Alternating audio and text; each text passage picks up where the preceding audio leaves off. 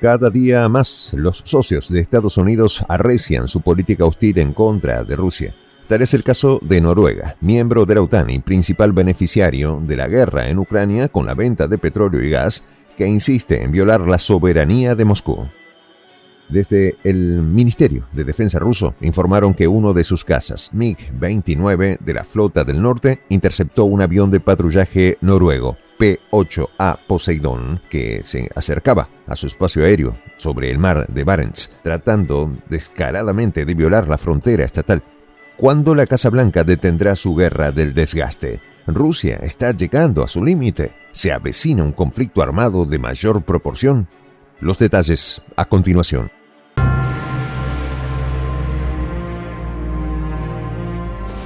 Voz de la Patria Grande. A través de un comunicado, el Ministerio de Defensa ruso detalló que cuando su caza MiG-29 procedía a repeler el avión de patrullaje noruego P-8A Poseidón, este dio media vuelta y se alejó de inmediato de su frontera estatal. El organismo sentenció que, en estricta conformidad con las reglas internacionales para el uso del espacio aéreo sobre aguas neutrales, sin cruzar rutas aéreas y sin acercarse de manera peligrosa a la aeronave de un estado extranjero, no se permitió la violación de la frontera estatal.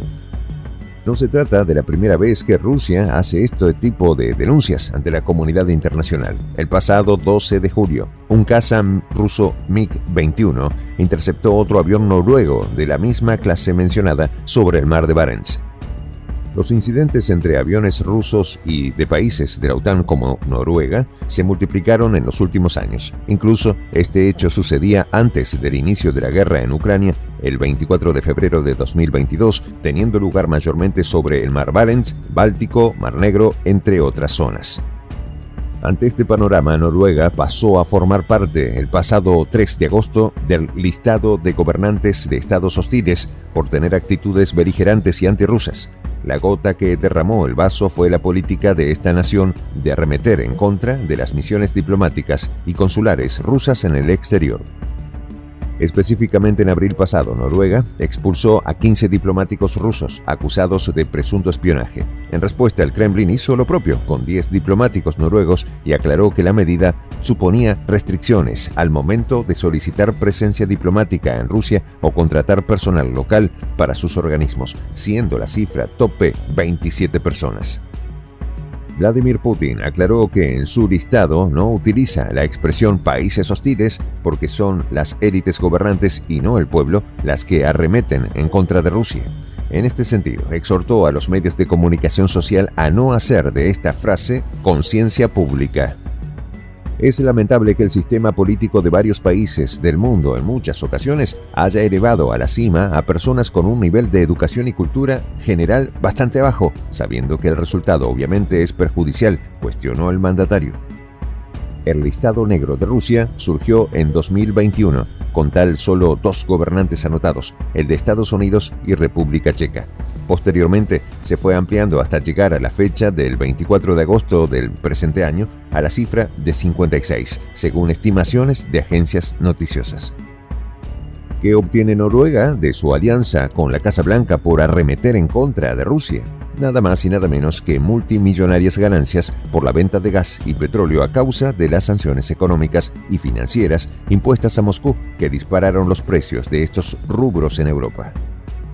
La Oficina Central de Estadísticas de Noruega informó que solo en 2022 el país generó ingresos récord del petróleo y el gas. En concreto, recaudó 1,45 billones de coronas o su equivalente a 139.400 millones de dólares.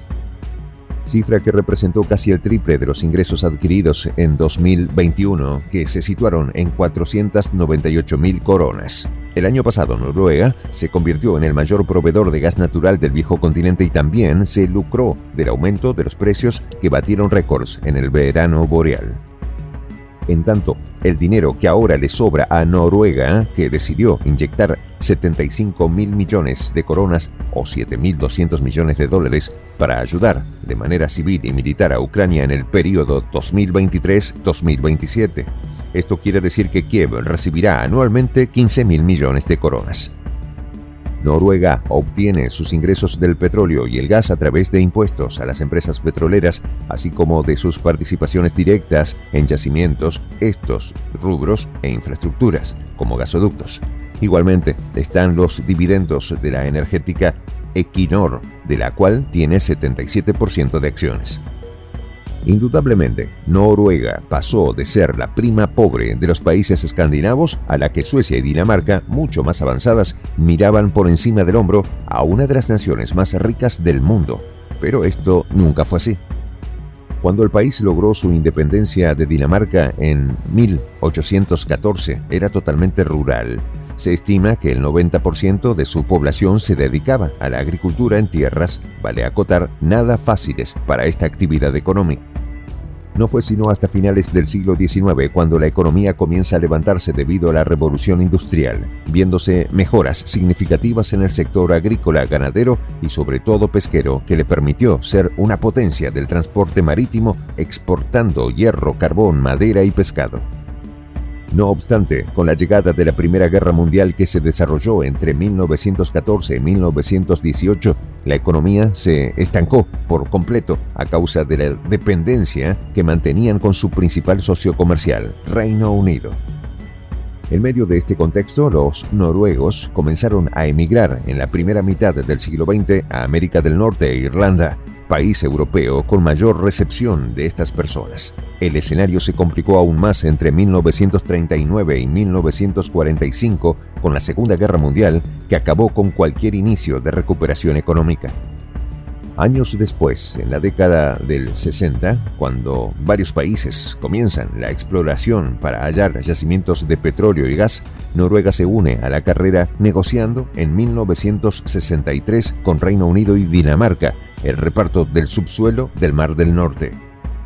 Con las reglas claras, las empresas privadas encargadas de las exploraciones encuentran varias reservas de petróleo, aunque no significativas por ser difíciles de explotar.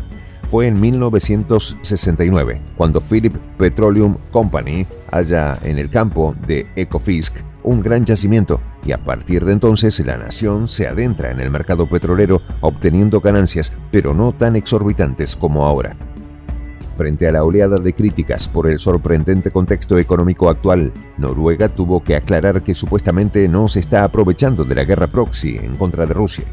El primer ministro del país, Jonas Gahr Støre, dijo que jamás sacaría partido de un conflicto bélico.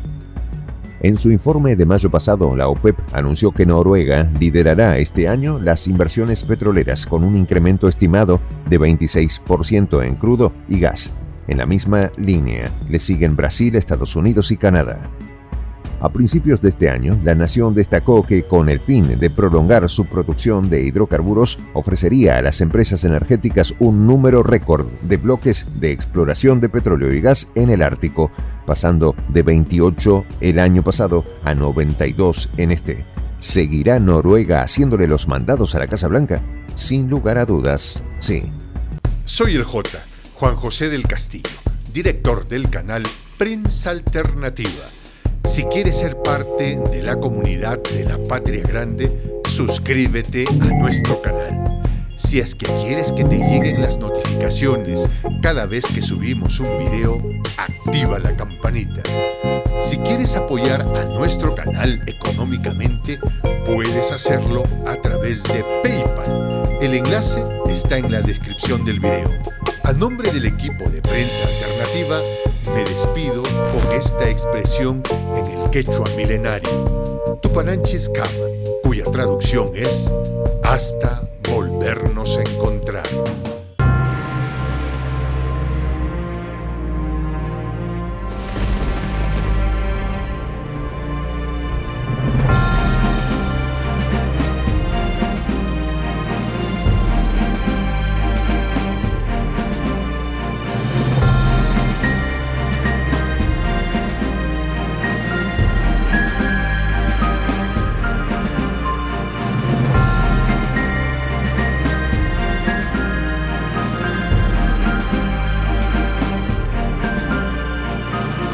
Voz de la Patria Grande.